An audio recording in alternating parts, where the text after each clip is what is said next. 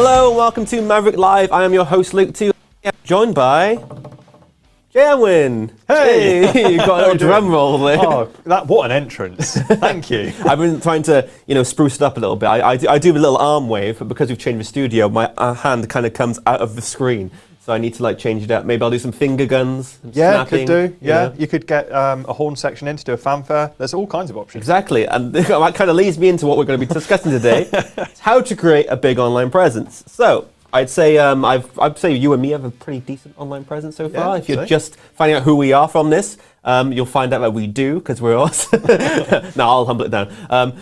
Essentially, a big online presence doesn't have to be all singing, all dancing, or you don't need to be a controversial figure as well, or getting banned from Facebook. We're not going to mention his name, but we'll talk about it. There's a few of those, yeah. So, but this big online presence is essentially more of a brand talk, isn't it? Like a personal brand sort of scenario. Yep, absolutely. And it's one of those where you can be you don't have to be famous to everyone. You don't have to be a household name. Usually in business, you want to be famous to specific groups of people, specific demographics, or even particular companies that you want to be working with. And so you can develop that online presence. You can develop that fame and that awareness and that brand without having to be, a household name with millions and millions of followers. Yeah, you can be famous in circles. I think that's where you have a big circle, because I think everyone talks about if you're ever into spirituality.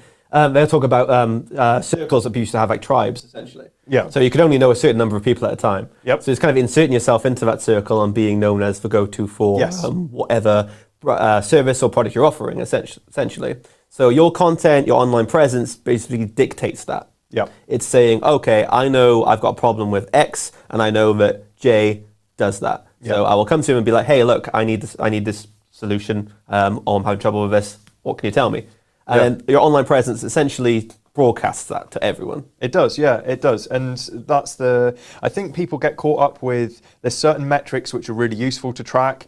There's certain ones which are more about vanity. And for example, the number of followers you have, although it's important, it's not as important as who those followers actually are and how engaged they are with what you're putting out. And it doesn't matter which platform you're on, whether you're on LinkedIn, whether you're on Facebook, Instagram, whichever one you're looking at.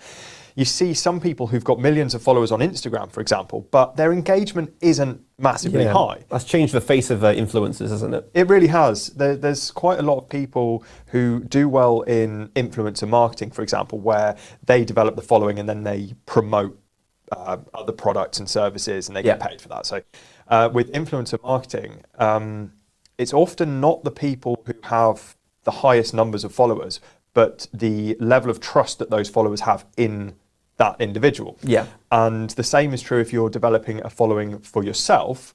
It's about how engaged they are with what you're putting out and how many questions are they asking you? How are they messaging you? Are they commenting on your posts? Are they liking your posts? A real sweet spot for a lot of influencer marketers at the moment is around the kind of 10, 15, 20,000 mark in terms of followers. This is Instagram related.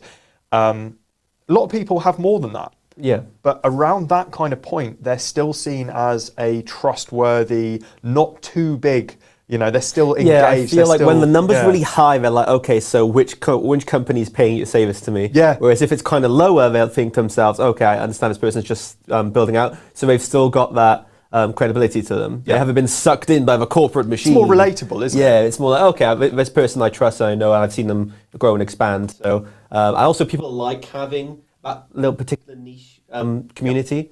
I think people enjoy having those influencers who they can go to, and it's a very, not tight-knit, but, this has been established, but it's not too huge. So they kind of feel they can have an input and a little back and forth between the person. Yeah, and that's the thing. I think if your following is too big, then it becomes very difficult to keep that two-way conversation going. Yeah. It becomes very difficult to reply to all the comments. Even if it's a small percentage of the following that are commenting, it can end up being quite large numbers. And if you're getting hundreds and hundreds and hundreds of comments, it's very difficult to reply to them. Now, if you're getting dozens of comments, which is still great engagement, if you're getting, 20, 30, 40, 50 comments, it's still possible to kind of engage with those people without it becoming overwhelming. And that's what really develops that trust and that relatability. Yeah. So we probably covered a lot of our points in this one now, but I'll scroll through anyway because I do this all the time. Let's tick off the ones we've done. There's no done. star wipes. There's no checkered transitions. I'm sorry about that. Boring. But we'll go into it. Frequent posting. I think we've covered. If you are not posting, essentially you're dead to the world. Yeah, in yeah, a sense. absolutely. Because even if this conversation right now, if I just start to talk to you, then there's any point in me actually being here. Yeah, and I think that when you're trying to develop this presence online, the content and the frequent posting, that is really the first step. And you'll find that even if people are following you or connected with you on whatever platform, if you're not posting, never mind the algorithms deciding that you're not relevant, people are just not going to see what you're doing, and you're not going to be front of mind, and they're going to forget who you are. People have got such short memories, and I think one of the worries that people have is being repetitive. Yeah, I mentioned that before. I think I mentioned it on 1 or 2 shows ago. Essentially, people feel like, oh, I'm just saying the same thing over and over again. I was like, well, yeah, even if you do say the same thing over and over again, there's going to be people who hadn't heard you say it the first time. Yeah, and people who had heard it the first time but didn't register it. Yeah. And they need that reminder, because how many times do you need to hear something before you do it? I know if it's me, it's a lot. Ask my wife. If you constantly get reminded of something, it might not have been the right time the first time you heard it. Yeah. That piece of the puzzle might not fit because you didn't have the pieces which went around it. And then when you say that same thing again, maybe a couple of weeks later, then you've got the picture around it and you go, oh, I see where that fits now. So the information that you're giving out, yes, it may seem boring to you because you're having to say it lots, but it's not going to be boring to the people who it's new to. It's quite funny. There's a call to action at the start of this YouTube show I watch, and it came on, and as it finished, my partner actually went, give us a subscribe, because they do it every time after they announce it. Yeah. But now she was saying it as it was coming on. She's been conditioned. It's been conditioned now in their head. So if you say, hey, give us a subscribe, keep doing it, make it fun and musical, then someone's going to sing along or remember to do it in a sense, which is really interesting how it's happened. Well, we're the same as, if you think about, Pavlov's dog and all that, ringing a bell and salivating and all the conditioning work and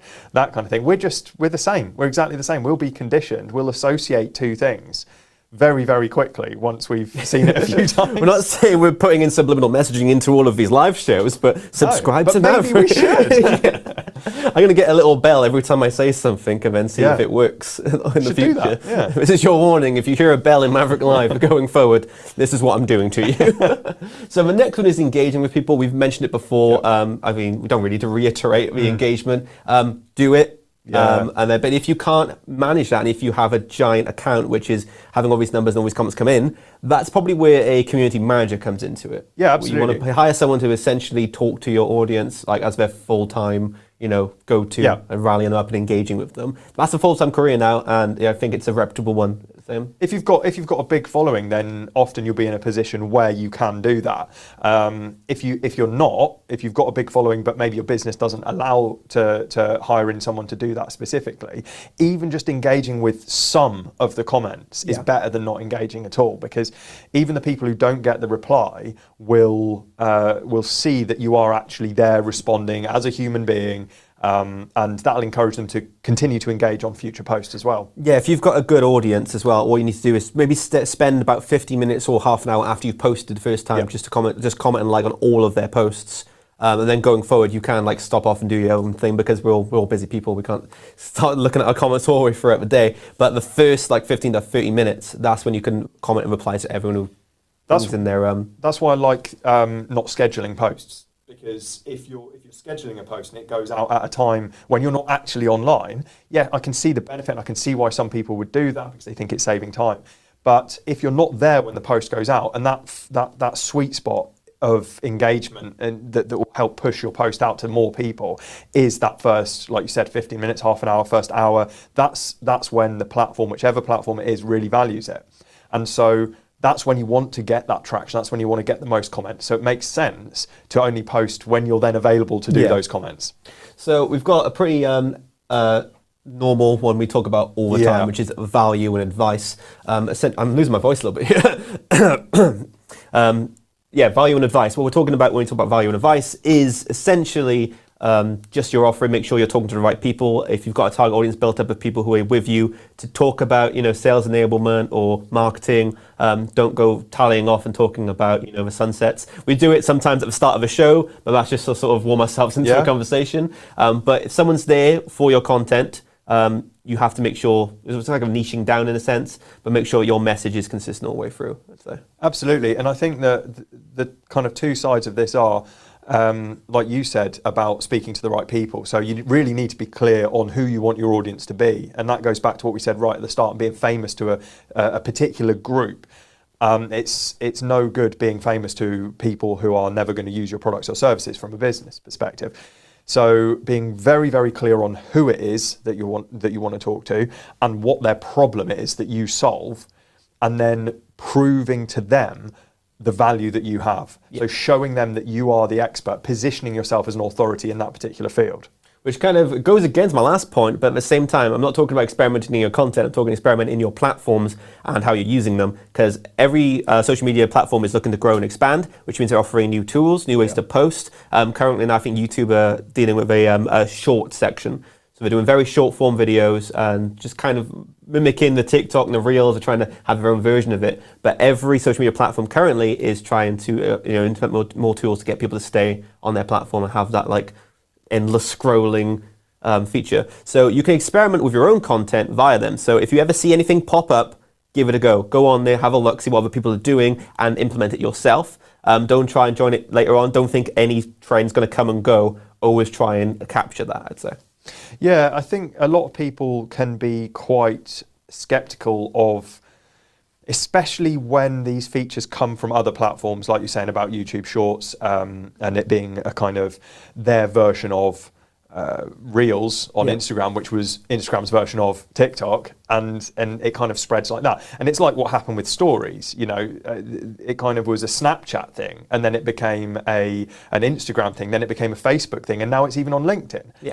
And I think the biggest kickback from that, every platform had its kickback, and every platform had this thing where people go, oh, it's just copying Snapchat, and then, oh, it's just copying Snapchat and Instagram. Oh, it's just copying Facebook, Snapchat and Instagram. Yeah. And LinkedIn, I think, had the biggest pushback against it because of this feel of it being a serious platform. The internet will never catch on, it's just copying the newspapers. Yeah, exactly. And yet, it's if used correctly, it can be such a powerful thing. And yeah, it's not going to be right for everyone, and yes, not everyone is going to be using it, but any opportunity to reach the people you want to reach, that's worth a punt, right? Yeah, like you never know who's going to be looking at it, especially when it's a fresh thing. Yeah, you can have such a wider net because people are going, oh, what's this? And they'll scroll through, and if you're the first couple people to adopt it, then yeah, great. But like I said before, some people are stuck in, oh, I'm really good on this one platform. Yep. I'm just going to keep going on this one platform and not try and experiment with anything else because I know I get a good traction on this. Yeah. And I don't want to try to go anywhere else. I think there's a balance point to be had as well, because you can end up spreading yourself too thinly, and unless you've got a team that can run these different platforms, you can end up spending your entire day on social media because you've done some stuff on Facebook and LinkedIn and Instagram and TikTok and YouTube, and then suddenly you haven't got any time to work with your actual clients. So it's a balancing act for sure. But I think that the answer's always in the middle, isn't it? It's not at one extreme or the other. It's not don't do anything new and only do new things. Exactly. It's like, experiment, like you said. Fantastic. I think that was our last point, actually. So we've covered how to get an online presence or big online presence. I like using those big titles in the names because it was like, ooh, giant online presence. Yeah. I'm in. It's just repetition of the same basics over and over again, though, isn't it? It's that consistency with any of this. If you want to grow a big online presence, it's not going to happen overnight. No. I mean, you get these odd little kind of viral things which end up blowing someone's page up on Instagram, Facebook, LinkedIn, wherever. But really, it's following these bits of advice consistently that are not only going to develop that big online presence, but they're also going to develop the right online presence. So the audience you've built are relevant to you, and they're not just following you for the funny videos. Exactly. Awesome. Well, thank you, Jay, for coming down. No worries. And thank you all for watching Maverrik Live. We'll see you on Wednesday for our next show, and don't forget to subscribe to us. I'll do a little jingle at the end. Yeah. Thank you, everyone, for joining us, and we'll see you next time.